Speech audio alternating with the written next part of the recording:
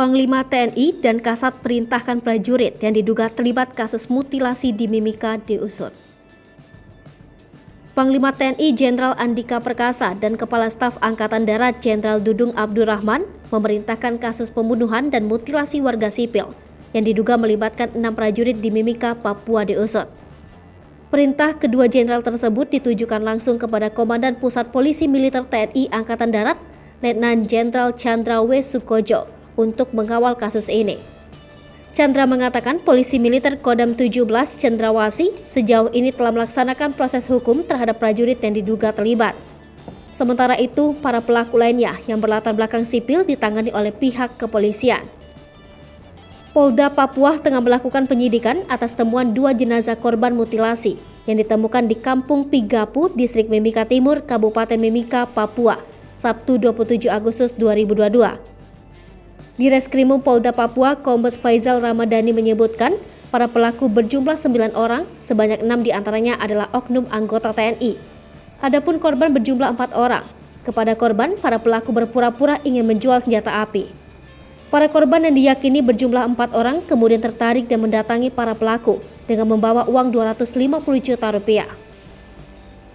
Faizal mengatakan pada 22 Agustus 2022 sekitar pukul 21.50 waktu Indonesia Timur di SP1 Distrik Mimika Baru, para pelaku bertemu dengan korban dan membunuh mereka.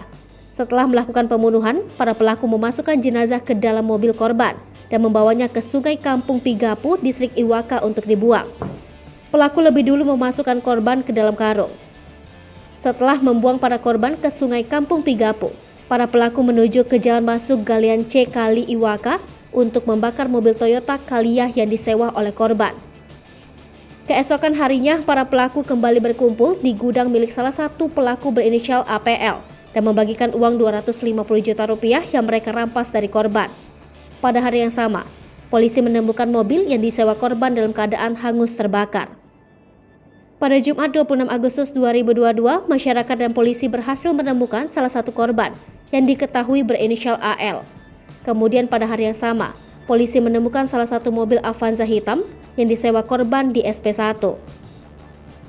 Satu hari berselang, yakni pada Sabtu 27 Agustus 2022, masyarakat kembali menemukan satu jenazah lagi di Sungai Kampung Pigapu, namun hingga kini identitasnya belum diketahui.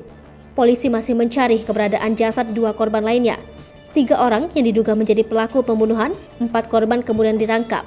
Mereka adalah APL, DU, dan R. Hai pemirsa Sri Popo TV, jangan lupa komen, like, dan subscribe, serta tonton